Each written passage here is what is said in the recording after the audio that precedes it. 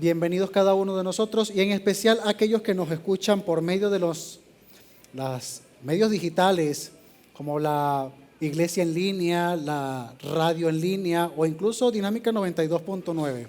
Desde aquí, desde las Buenas Nuevas de Cabudare, un abrazo fraterno para cada uno de ustedes y esperamos que podamos seguir disfrutando de lo que Dios ya ha traído para cada uno de nosotros. Que mientras estamos en este lugar y tú estando en ese lugar, puedas sentir la conexión que hay por medio del Espíritu y por medio de aquello que Dios ha colocado en cada uno de nosotros. Sean bienvenidos cada uno de ustedes. La vez pasada que tuve la oportunidad de compartir la palabra del Señor con ustedes, traté un tema que se llamó ADN del cielo. Y quiero compartir una segunda parte de ese tema, que le he colocado otro nombre, pero que es la seguidilla, que es lo que viene después de ese tema. Le he llamado No caerán jamás. Ahora piensa por un momento una vida en la que a pesar de los tropiezos no caigas.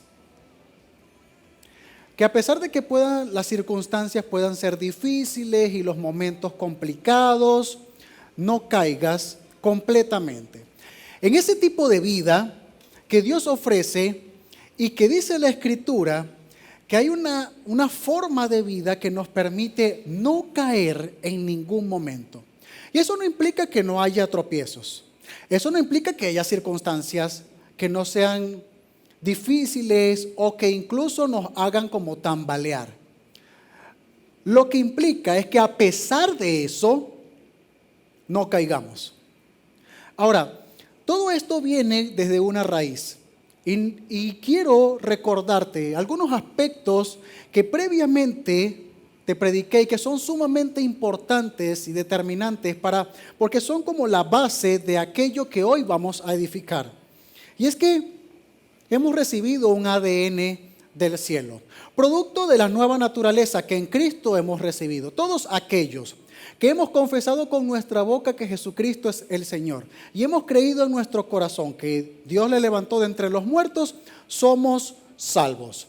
Ahora, a partir de ese momento y por medio de la obra del Espíritu Santo, nosotros recibimos una nueva naturaleza, un ADN del cielo que nos permite tener inclinaciones, inquietudes, deseos conforme a eso que Dios ha sembrado en cada uno de nosotros. Por medio de Cristo y por medio de su obra accedemos a esa salvación y esa salvación trae consigo aquello que nosotros necesitamos para vivir una vida recta y plena. Y esa era la plataforma sobre la cual estábamos montados la última vez. Y es que todo lo que nosotros necesitamos para poder vivir una vida recta y una vida a plenitud, una vida agradable, una vida que sea verdaderamente disfrutable, lo hemos recibido de parte de Dios. Ahora, en ese marco de referencia que nosotros tenemos acerca de qué es una vida plena y recta, Dios introduce sus promesas para que por medio de ellas nosotros seamos partícipes, podamos disfrutar, palpar, vivir, experimentar la nueva naturaleza que por medio del Espíritu Santo hemos recibido. Y es algo que hemos recibido y no aquello que podemos alcanzar. Ningún ser humano tiene la capacidad en sí mismo de poder tener una vida, de poder alcanzar un nivel de vida en el cual sea agradable y verdaderamente pleno delante de Dios. No hay forma humana en que los hombres puedan agradar a Dios, sino por medio de la obra de Jesucristo y por medio de su Espíritu Santo. Ahora, como lo hemos recibido, entonces podemos tener la certeza de que todo esto depende de Dios. Depende de su poder, depende de su fidelidad, depende de su amor, pero incluye un vínculo, una relación. Porque una de las cosas que veíamos anteriormente era que ese vínculo se formaba por medio del conocimiento. Esas promesas se activaban, por decirlo de una manera, o nosotros podíamos vincularnos a esa naturaleza, a esas promesas, por medio de eso esa relación que tenemos con Jesucristo. Y el apóstol Pablo en el capítulo 3 del libro de Colosenses nos recordaba que nosotros podemos revestirnos de una nueva naturaleza y que esa se va renovando en la medida en que conocemos más a nuestro Creador y aprendemos a ser más como Él y somos más como Él. De tal manera que esa vida plena, recta, piadosa, que Dios ha dispuesto para cada uno de nosotros, aquellos que estamos en Cristo, y pregunto, ¿estás en Cristo? ¿Estás en Cristo? Porque por medio de Cristo entonces es que tenemos acceso a eso. Este tipo de vida, debo ser claro, enfático en esto, no está disponible para aquellos que no han colocado su fe en Jesucristo. No hay manera en que una persona pueda llevar este tipo de vida si no es por medio de las promesas de Dios. Ahora, esas promesas de Dios garantizan que podemos llevar ese tipo de vida. Y colocábamos ciertas bases de lo que significaba y de lo que era esta vida. Ahora, vamos a recapitular un poco y vamos a leer el contexto completo porque vamos a expandir y vamos a tirar la línea un poco más adelante y ver qué tipo de vida es este tipo de vida que dice no caerán jamás. Segunda de Pedro capítulo 1, verso 3 en adelante dice la Escritura: su divino poder al darnos el conocimiento de aquel que nos llamó por su propia gloria y potencia, nos ha concedido todas las cosas que necesitamos para vivir como Dios manda. Así Dios nos ha entregado sus preciosas y magníficas promesas para que ustedes, luego de escapar de la corrupción que hay en el mundo debido a los malos deseos, lleguen a tener parte en la naturaleza divina. Precisamente por eso, esfuércense por añadir a su fe virtud, a su virtud entendimiento, al entendimiento dominio propio, al dominio propio constancia, a la constancia devoción a Dios, a la devoción a Dios afecto fraternal y al afecto fraternal amor. Porque estas cualidades, si abundan en ustedes, les hará crecer en el conocimiento de nuestro Señor Jesucristo y evitarán que sean inútiles e improductivos. En cambio, el que no las tiene es tan corto de vista que ya ni ve y se olvida que ha sido limpiado de sus antiguos pecados. Por lo tanto, hermanos, esfuércense más todavía por asegurarse del llamado de Dios, que fue quien los eligió. Si hacen estas cosas, no caerán jamás. Y se les abrirá de par en par las puertas del reino eterno de nuestro Señor y Salvador Jesucristo. Qué interesante. Y hoy vamos a sobreedificar en aquello que Dios ha colocado como fundamento de nuestra vida. El fundamento de nuestra vida es Cristo, ¿ok? Por medio de Cristo hemos recibido salvación y vida eterna. Y por medio de sus grandes y maravillosas promesas tenemos la oportunidad de llevar una vida conforme a la que Él establece. Por cierto, esa vida es buena, es agradable, es perfecta, es una vida plena, es una vida agradable, es una vida gozosa, es una vida que disfruta de las bendiciones que ya en Cristo hemos recibido. Y que esto nos permite experimentar el gozo de crecer a tal punto en que nos sintamos útiles y productivos en las manos de nuestro Señor. Ahora, las promesas son la base. Es lo primero que quiero afirmar. Las promesas son la base. Como cualquier edificación, se necesita colocar el fundamento. El fundamento siendo Cristo, como dice el apóstol Pablo. Yo como perito arquitecto coloco el fundamento y este fundamento es Cristo. Ahora, si fuese una edificación, entonces las bases serían las promesas. Porque es lo que nos permite seguir sobreedificando. Dice, como ya tienen estas promesas, esta es la bisagra de la cual te hablaba. Tener las promesas y recordar constantemente sus promesas y estar anclado a sus promesas es lo que nos permite adelantarnos y seguir avanzando en la vida que Dios tiene para cada uno de nosotros. Son sus promesas lo que nos permite asumir el nivel de vida que Dios quiere para cada uno de nosotros. Las promesas de Dios en nuestra vida son la base, el piso en el cual podemos apoyarnos para tener una mejor vida y avance creciente y constante. El mismo pasaje, pero ahora en otra versión dice, como ya tienen esas promesas, esfuércense ahora por mejorar su vida así. Entonces el apóstol Pablo dice, como ustedes ya tienen estas promesas, ¿cuáles son esas promesas? ¿Conoces las promesas de Dios, querido? ¿Las conoces? ¿Estás vinculado?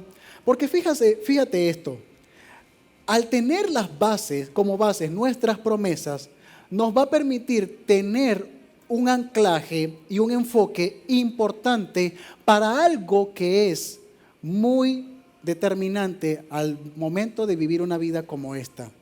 Porque el apóstol nos dice que ya que tenemos estas promesas, nos esforcemos al máximo por responder a las promesas de Dios, complementando nuestra fe. Y eso es muy interesante, porque aquí quiero colocar y hacer una diferenciación. Una vida llevada por obras, una vida que está fundamentada en la meritocracia, en si yo no trabajo no como, en si yo no lo hago no ocurre, es esa vida que no le agrada a Dios. Es una vida en la que el hombre dice, yo soy, yo puedo, yo quiero y simplemente no necesito a más nadie para hacerlo. Y esa vida que está desvinculada de una dependencia de Dios más bien es una independencia de Dios, y no estoy vinculado a lo que Dios es, no estoy vinculado a lo que Dios hace, no me interesa y yo lo voy a hacer por mis propias fuerzas. Es la vida que entonces no nos lleva ni a la gracia, ni a las promesas, ni a una vida verdaderamente agradable y recta delante de Dios. Eso es una vida por obras. Pero en el nuevo pacto, el esfuerzo que podría ser, que algunas personas podrían incluso sentir que es lo mismo que una vida por obras, pero no lo es. El esfuerzo en el nuevo pacto es la respuesta de aquel que cree y que confía en las promesas de Dios para entonces sobreedificar su vida, para que esa vida termine siendo aquello que Dios dijo que sería. El esfuerzo forma parte y es válido dentro del nuevo pacto de la gracia. La iglesia está en el nuevo pacto de la gracia y esto forma parte. Y el apóstol lo que nos dice es, hey, ustedes necesitan poner todo de su parte. Ahora, la palabra esfuerzo, que en otras versiones también se traduce como diligencia, es la palabra en la raíz griega spoudé, que significa velocidad, rapidez, despachar, fervor, anhelo, prisa, prontitud, con solicitud, con diligencia. Pero la palabra clave aquí es intencionalidad. Intencionalidad. El esfuerzo en el nuevo pacto es la respuesta de la fe de un creyente, de un hijo de Dios, de manera intencional en vivir en función bajo los parámetros de las promesas de Dios. Por ejemplo, un hijo que quiere vivir bajo las promesas de Dios será intencional, por ejemplo, en honrar a sus padres. Porque uno de los mandamientos con promesa que hemos recibido es el de honrar a nuestros padres, y hay una promesa detrás de eso.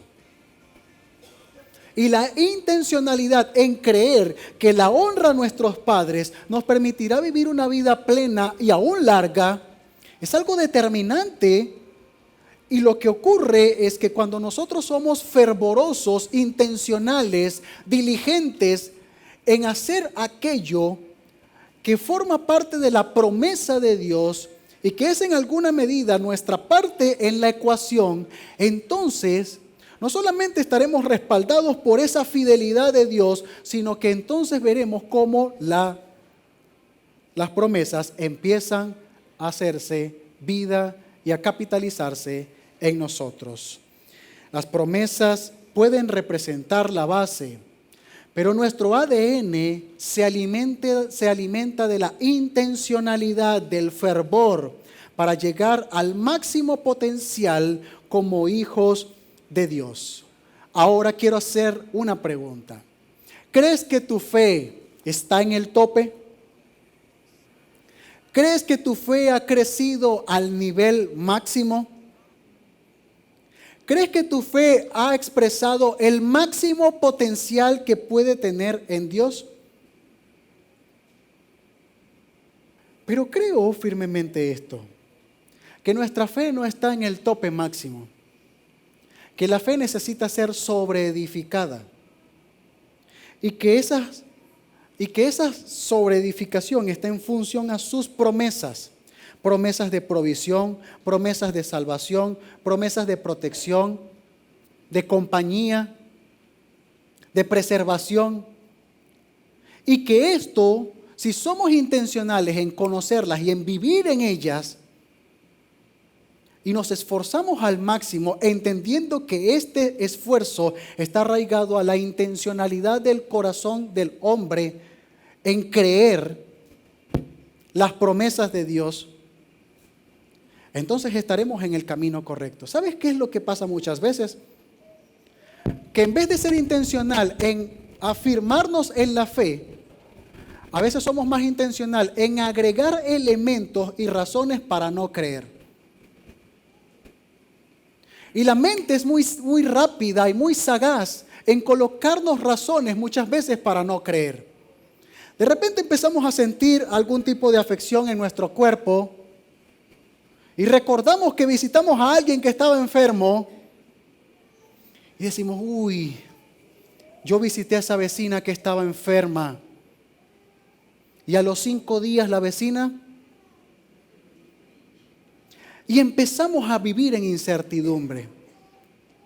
Y decimos, sí, lo que pasa es que así se murió mi papá, así se murió mis abuelos. Entonces yo empiezo a experimentar incertidumbre. Agregamos más razones para no creer y alimentamos la incertidumbre, alimentamos la angustia, alimentamos el miedo más rápidamente que lo que muchas veces alimentamos el creer y el reafirmarnos en las promesas. Afirmar nuestra fe en los momentos complejos. Porque ¿sabes cuál es el problema? El problema no está en creer una promesa cuando las circunstancias son sencillas, cuando la promesa no está siendo puesta a prueba. El problema está cuando la promesa está siendo probada. Es allí donde necesitamos reafirmarnos. Es allí donde necesitamos encontrar razones y hallar razones para reafirmar las promesas de Dios en nosotros.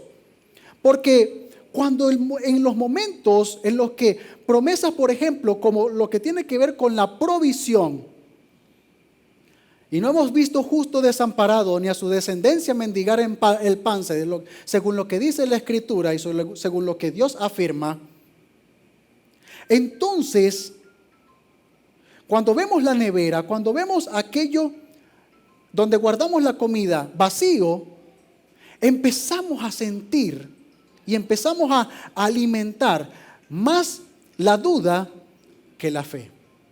Y muchas veces lo que tenemos que hacer en esos momentos, o lo que tendríamos que hacer en esos momentos, es reafirmar que aunque no lo veo, Dios seguirá siendo fiel. Él cumplirá su promesa de sostenernos, porque nosotros estamos en la mano de nuestro Señor. Allí estamos seguros, tenemos todo lo que necesitamos, porque según lo que dice el apóstol Pedro, o lo que dice el Espíritu por medio del apóstol Pedro, es que todo lo que necesitamos para llevar una vida agradable y recta delante de Dios ha sido provisto por Él. Y eso validado por sus maravillosas promesas. Por eso la intencionalidad es muy importante a la hora en que la promesa está siendo puesta a prueba.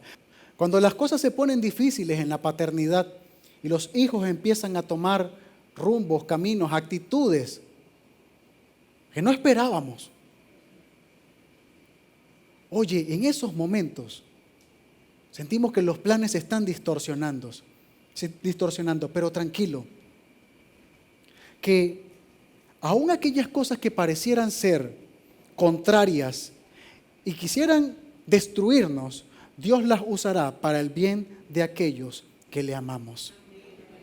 Pero necesitamos ser intencionales en afirmar esas promesas con diligencia y dejar de lado el miedo, dejar de lado la incertidumbre, pero con razones de fondo.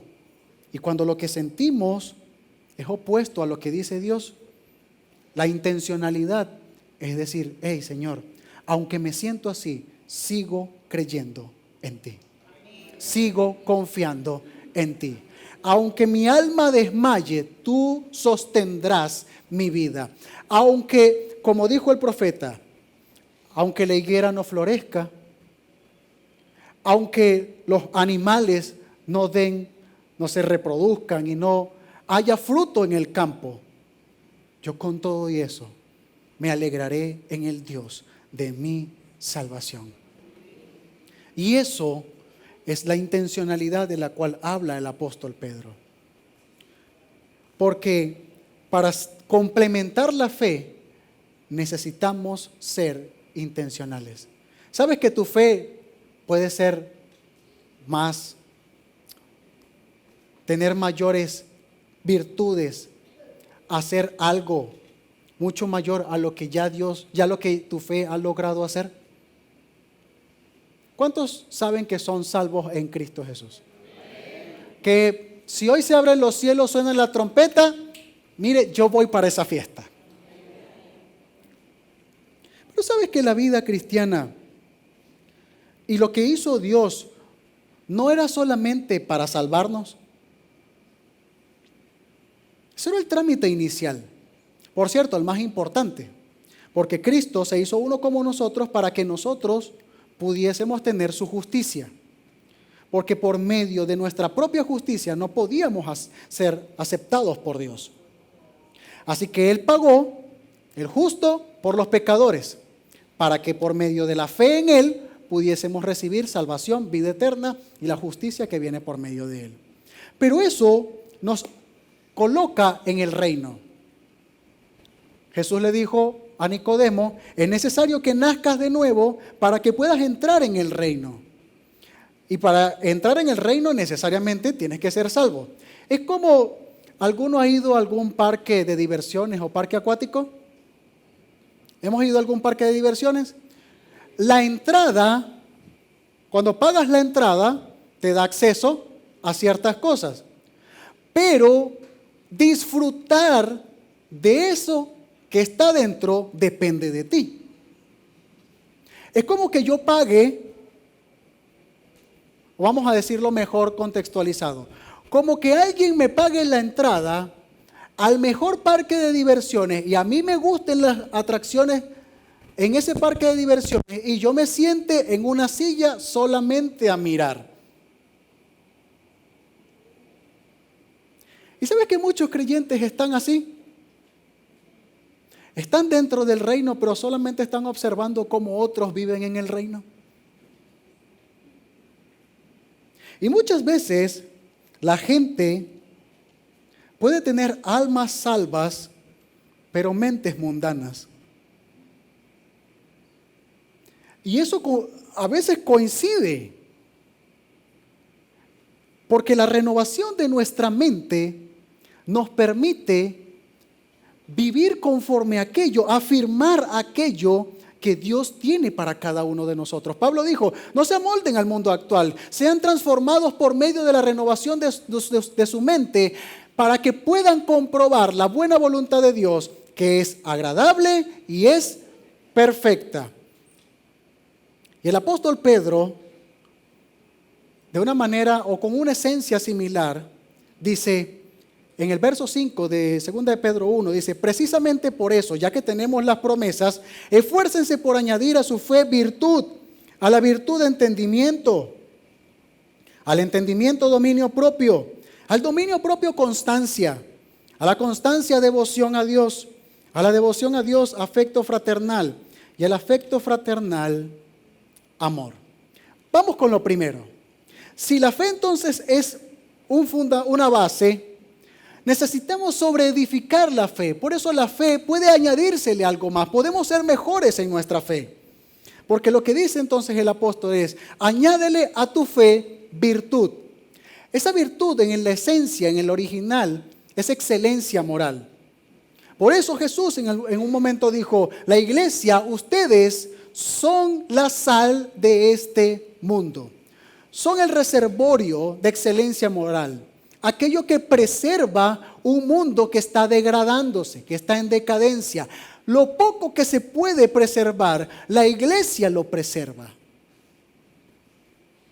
Ahora, necesitamos añadir a nuestra fe virtud y ser intencionales en esto, porque estas virtudes forman parte de lo que es, de quién es Jesús y lo que en esencia nosotros somos.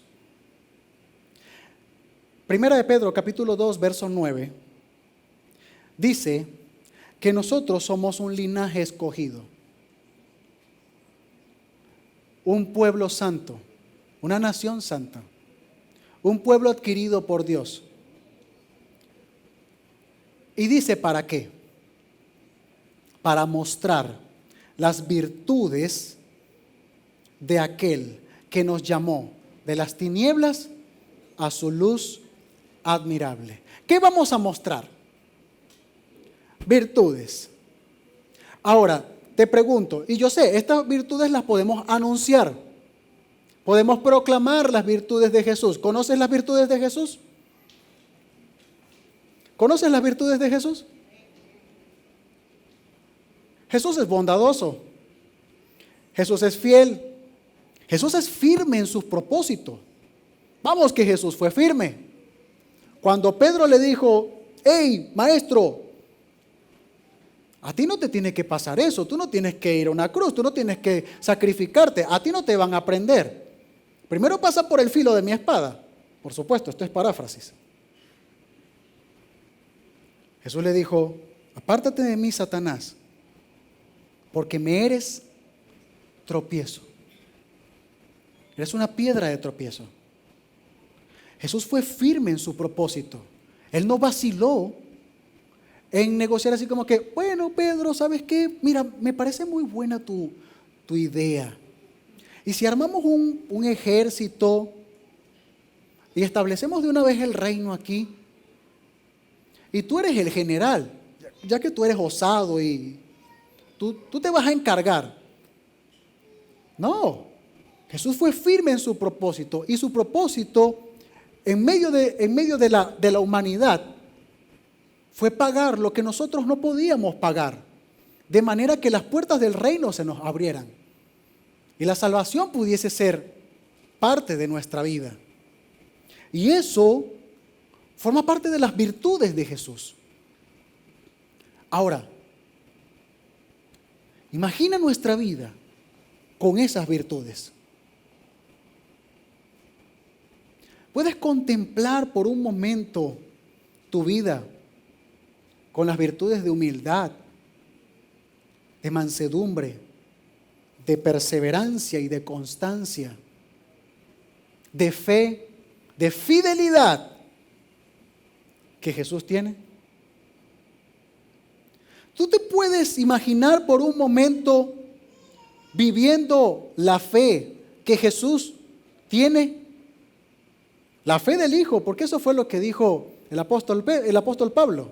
Ya no vivo yo, sino que ahora Cristo vive en mí. Y lo que ahora vivo, lo vivo en la fe del Hijo de Dios que me amó y se entregó por mí.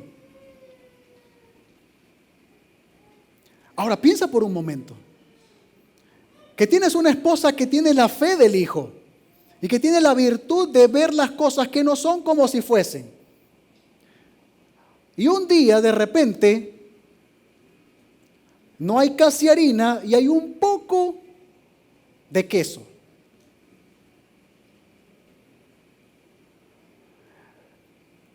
Y tú le llevas eso a tu esposa o le llevas eso a tu mamá.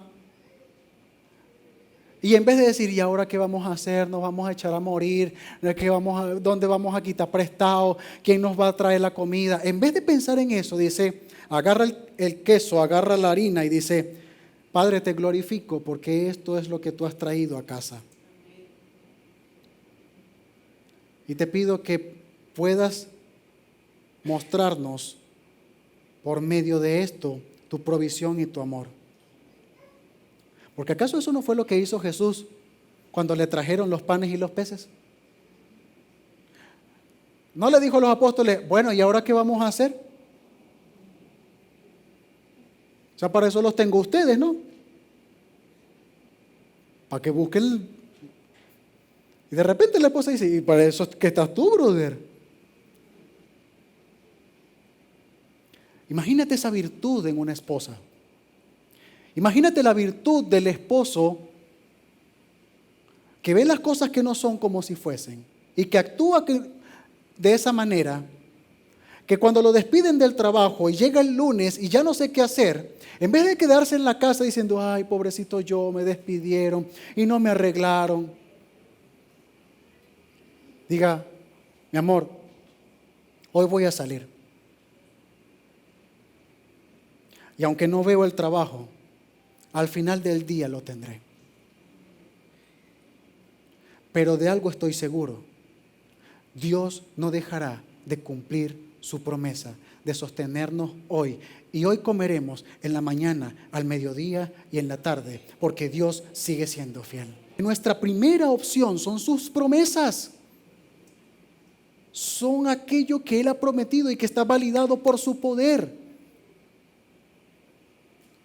Imagina esas virtudes de amabilidad en casa. La virtud de amabilidad. ¿Tú crees que Jesús fue amable?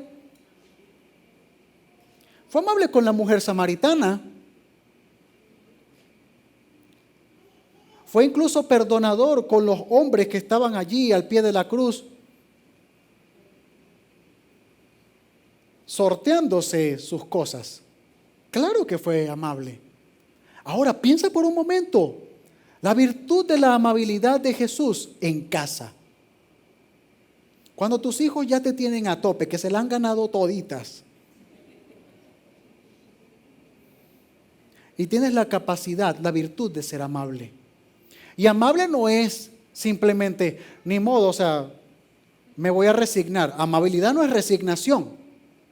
Amabilidad incluso es confrontar sin destruir el carácter de otra persona. Yo puedo ser, porque miremos a Jesús cómo confrontó a la mujer samaritana amablemente, pero no dejó de decirle lo que estaba viviendo. ¿Cuánto de nuestra vida matrimonial, nuestra vida familiar se transformaría si esa virtud estuviese en nosotros? Ahora, una vez se piensa, bueno, no, es que yo no soy así. Eso es para los líderes de la iglesia. Eso es, ni modo, o sea, es algo que no. Aquí no, pues, porque aquí es todo un ring de boxeo esta casa. Pero entonces el apóstol nos dice, hey, sean intencionales, diligentes en añadir a la fe estas virtudes. Entonces sí se puede, y es lo que quiero animarte a creer hoy. Sí se puede. Las virtudes de Jesús se pueden tener en nuestra vida, en tu matrimonio, en tu casa, en tu familia, en el trabajo.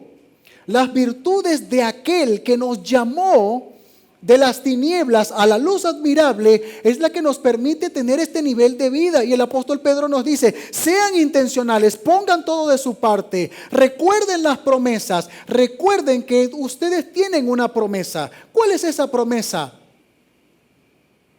Que Él, el que comenzó la buena obra en nosotros. A ver, ¿en quién ha comenzado una buena obra? Por medio del Espíritu Santo. Vamos, levanta tu mano.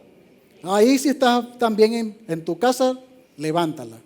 Si comenzó una buena obra en ti, la promesa es que Cristo, por medio de su Espíritu, la perfeccionará. Dios no dejará de cumplir su promesa en ti. Él te está perfeccionando.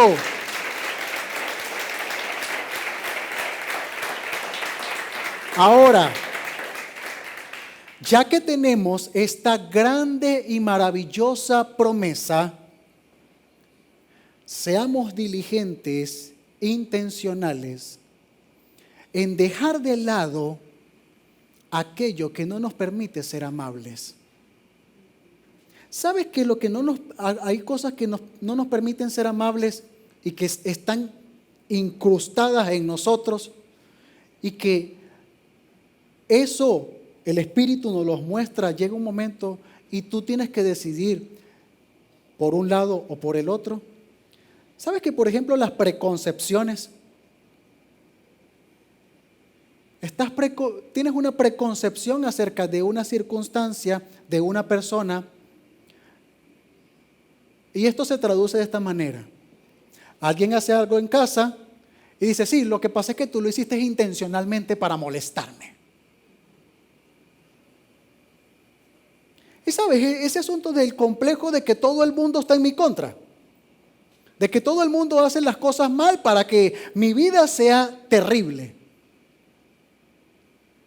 Pero cuando nos damos cuenta que es una preconcepción y que la mayoría de las veces la gente no hace las cosas adrede para que mi vida sea terrible y para que yo me moleste, entonces lo que nos damos cuenta es que yo estoy preparado ya para lo malo.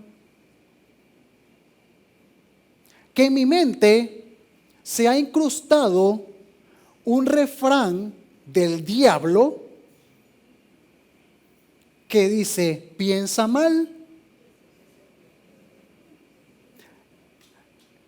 Y hasta a veces creemos que eso está en la Biblia. Y fíjate cómo se afirma esto. Cuando piensas mal, y es así. ¿Viste? Es que yo sabía, piensa mal y acertarás. Yo sabía que ese sinvergüenza estaba en esa movida.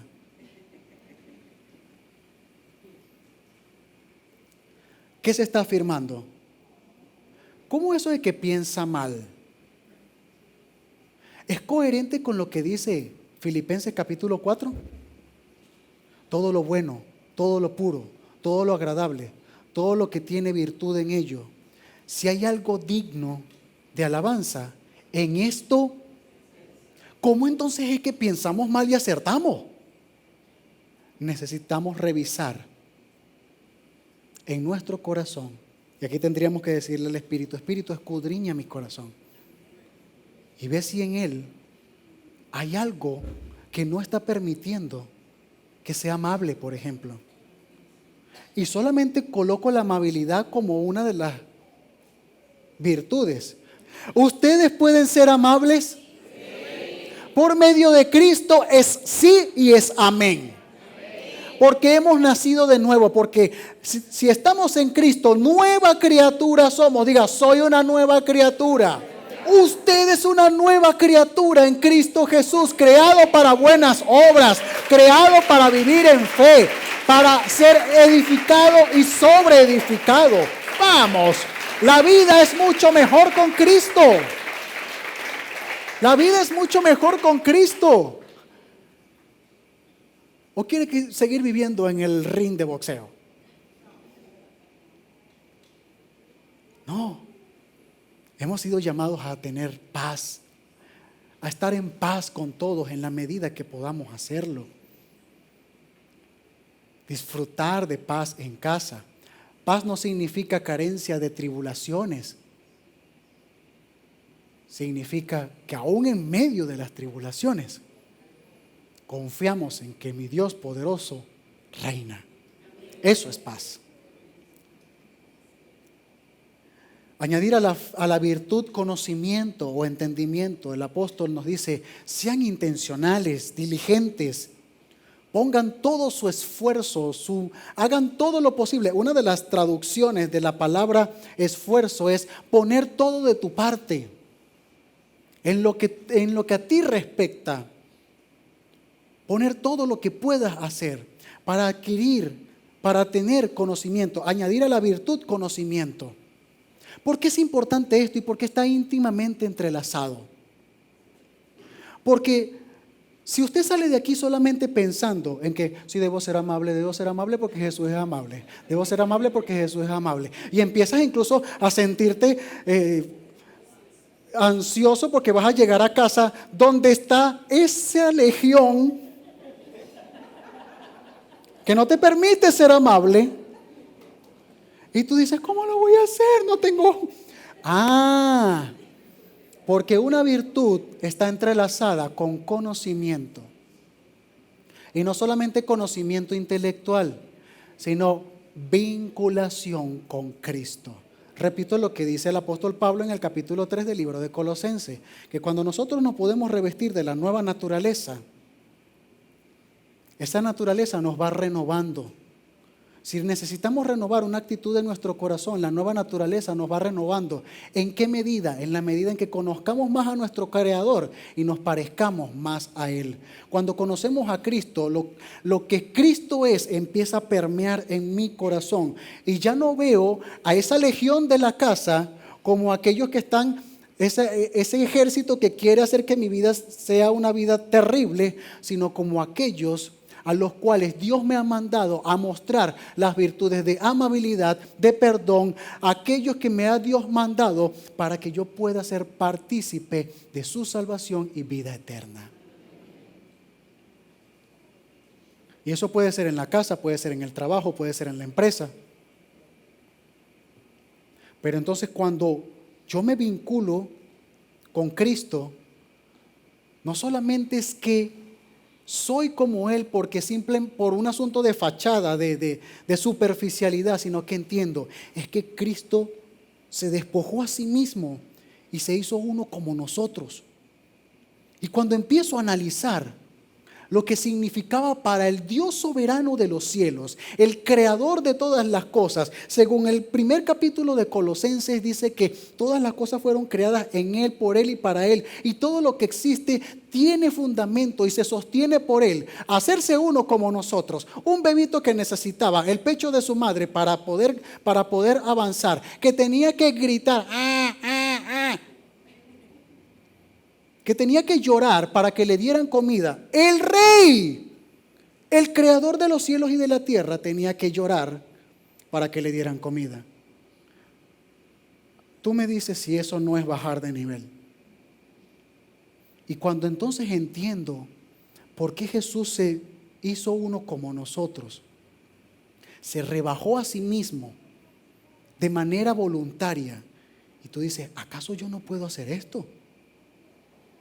No, es que ese era Jesús. Lee lo que dice Pablo en capítulo 2 de Filipenses. Haya este mismo sentir en ustedes que hubo en Cristo Jesús, que Él, siendo igual a Dios, no estimó eso como cosa que aferrarse, sino que se despojó a sí mismo y se entregó a la muerte y muerte de cruz. Entonces podemos comprender y saber que sí. Y entonces una virtud se conecta con un conocimiento intelectual y conocimiento de relación con Cristo y se convierte en una convicción. Y ahora voy a actuar convencidamente de que puedo ser amable. Por seguir con el ejemplo de la amabilidad.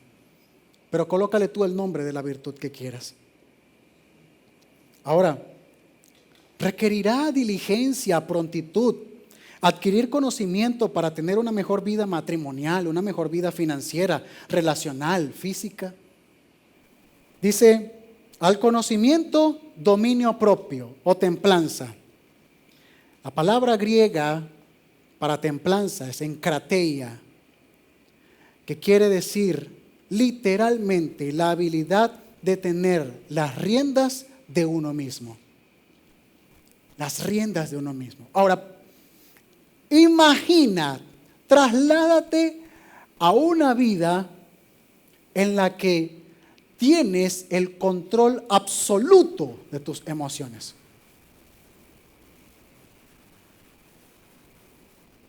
Porque las promesas de Dios son tu base. Y eso no significa que alguna emoción pueda salir a causa de una circunstancia, o un diagnóstico contrario, o un hijo que toma una decisión en contra de lo que nosotros creemos que es lo adecuado.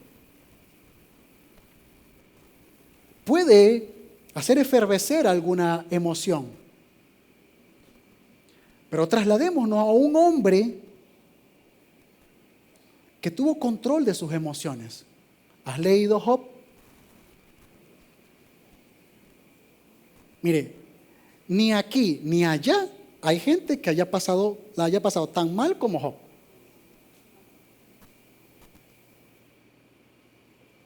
Y dice la Escritura que en esas cosas Job no pecó. Interesante. Porque había dominio propio. ¿Pero por qué había dominio propio? ¿Te has pensado por qué Job no pecó si tenía todas más unas para quejarse? Porque este hombre, por ejemplo, confiaba en esto. Confiaba en que su Dios estaba por encima de cualquier circunstancia. Es lo mismo que con Abraham. Salvando las distancias, por supuesto.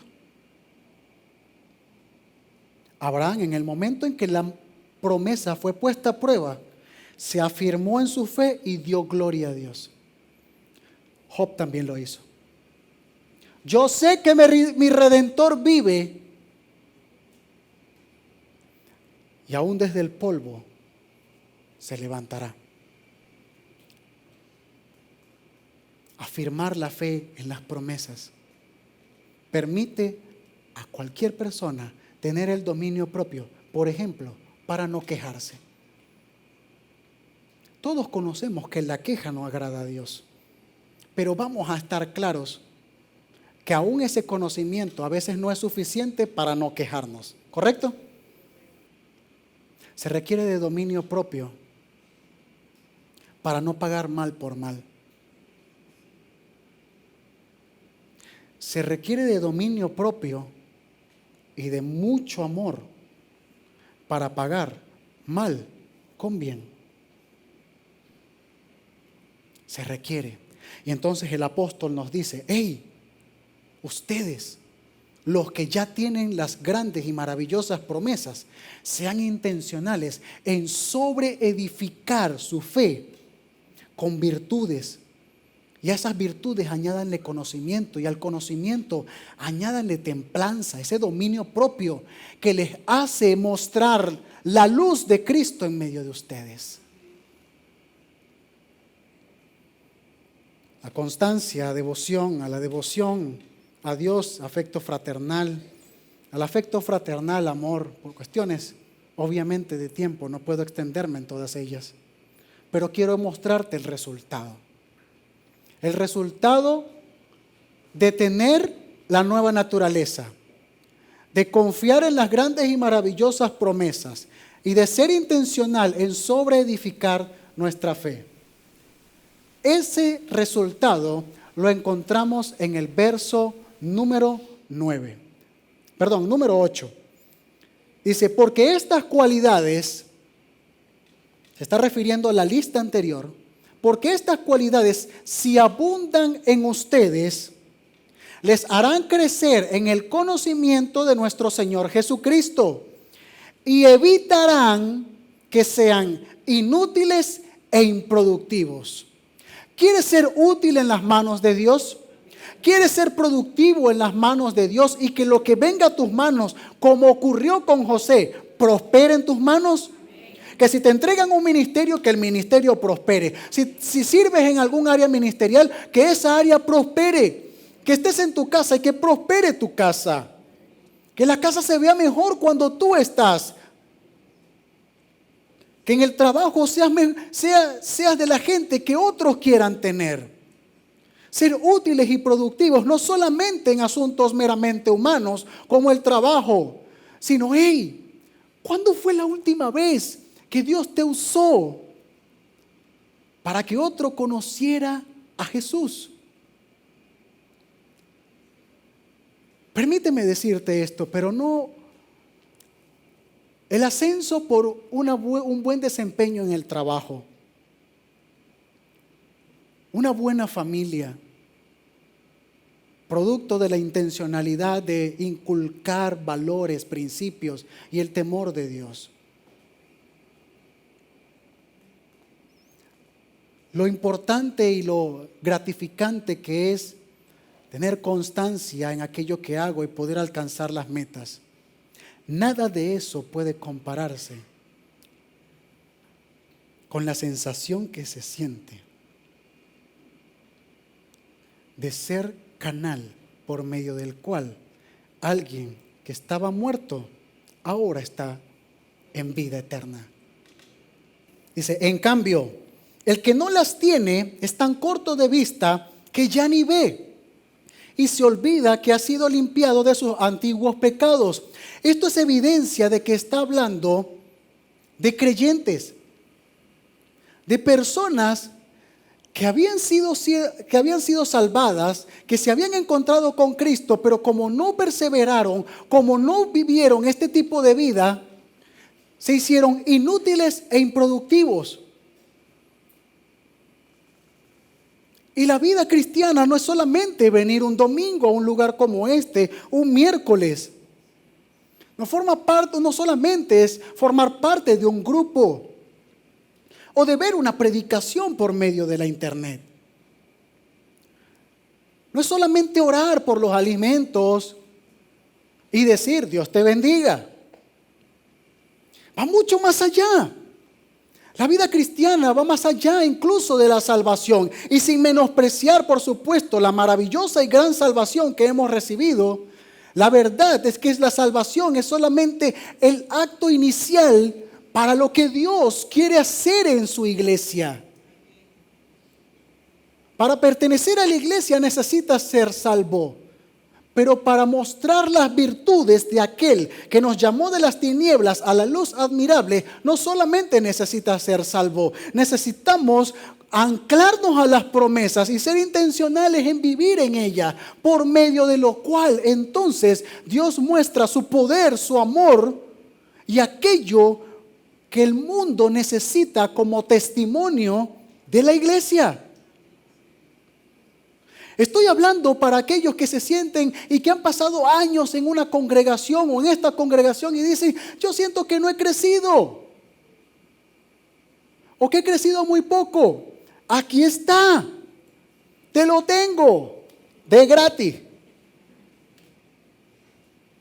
Ahí está.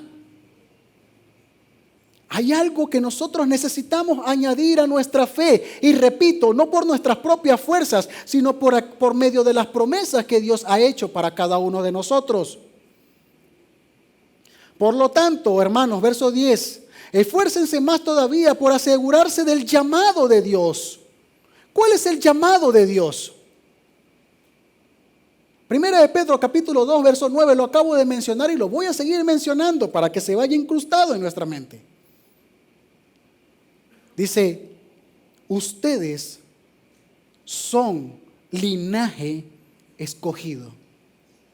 Linaje tiene que ver con familia, con filos. Tiene que ver con aquello que une a una familia. Es una descendencia. Una descendencia. Y eso lo recibimos por el ADN espiritual que Dios nos ha entregado por medio de su Espíritu. cuando nacimos de nuevo, cuando la nueva naturaleza, ADN espiritual, lo menciono de esa manera, pero es la nueva naturaleza realmente. Y la hemos recibido por medio de la gracia. Ahora, en todo esto, lo que nosotros necesitamos recordar es nuestro llamado. Hemos sido llamados a mostrar las virtudes de aquel que nos sacó de las tinieblas a la luz. Y dice, hey, esfuércense más todavía por asegurarse del llamado de Dios. ¿Quién fue que los eligió? Si hacen estas cosas, no caerán jamás. Entonces, la Escritura es clara. Hay una sola puerta de entrada para este tipo de vida. ¿Cuántos quieren esa vida? ¿Cuántos quieren la vida que hemos escudriñado y que le falta todavía? A eso le falta todavía. Porque hay un paralelismo entre esto y el fruto del Espíritu. Pero si queremos este tipo de vida, quiero hacer entonces varias preguntas para llevar el hilo argumentativo. ¿Has nacido de nuevo? ¿Tienes un vínculo con Jesucristo? ¿Crees y conoces las grandes y maravillosas promesas? Entonces, hoy te animo a ser intencional en vivir esa promesa y añadir a tu fe aquello que requiere para que puedas observar cómo Dios obra en ti y a través de ti, para que seas útil y productivo en las manos de Dios. Y finalmente, como resultado, no caer jamás. Podrás tropezar. Las circunstancias podrán hacerte tambalear, pero nunca derrotado.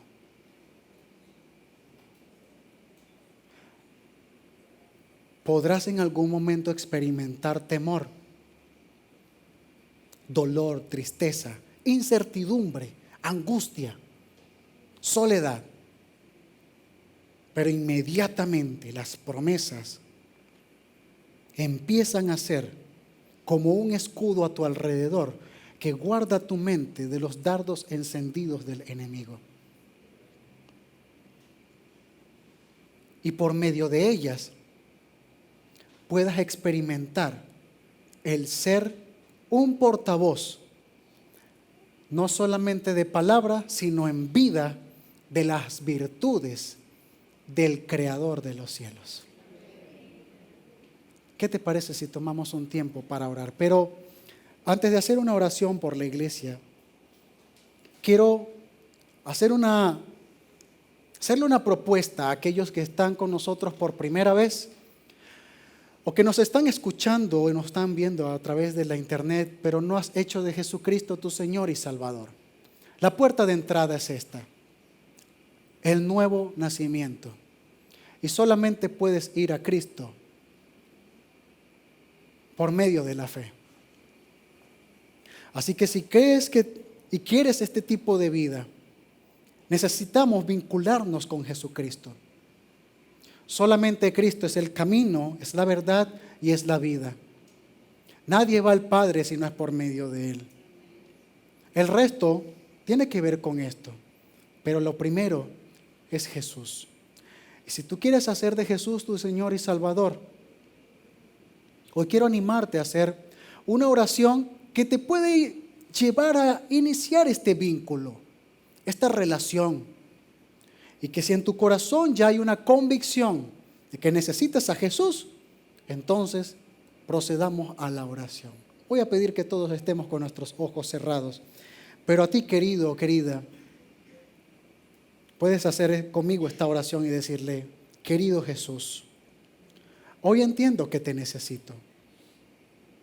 Entiendo mi necesidad de ti.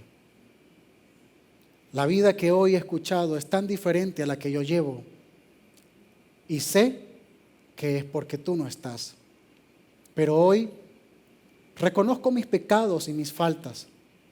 Me arrepiento de ellos. Y creo en mi corazón que tú fuiste levantado de los muertos, que pagaste por mí en esa cruz para que yo pudiese tener esta oportunidad. Dile, te declaro como mi único y suficiente Salvador. Creo que me das una nueva vida por medio de tu Espíritu. Gracias. En nombre de Cristo Jesús. Amén y amén. Si alguno ha hecho esta última oración por primera vez, me gustaría saberlo. Si estás a través de la internet, háznoslo saber. Me encantaría saberlo a través de un mensaje, de un correo electrónico. Pero si estás con nosotros en este lugar, también me gustaría saberlo a través de que levantes tu mano. Si has hecho esta última oración aceptando a Jesucristo como único y suficiente Salvador, solamente levanta tu mano para yo saber si lo has hecho. Y aprovecho para hablar con aquellos que a la distancia siguen apoyando esta que es su casa, aunque puede ser que estén en otros lugares. La verdad es que siguen siendo una gran bendición para cada uno de nosotros. A ustedes que el Señor les siga multiplicando, que Dios les permita ver cómo sus promesas siguen cumpliéndose y que nosotros podamos aquí administrar con sabiduría aquello que ustedes también envían desde otras latitudes.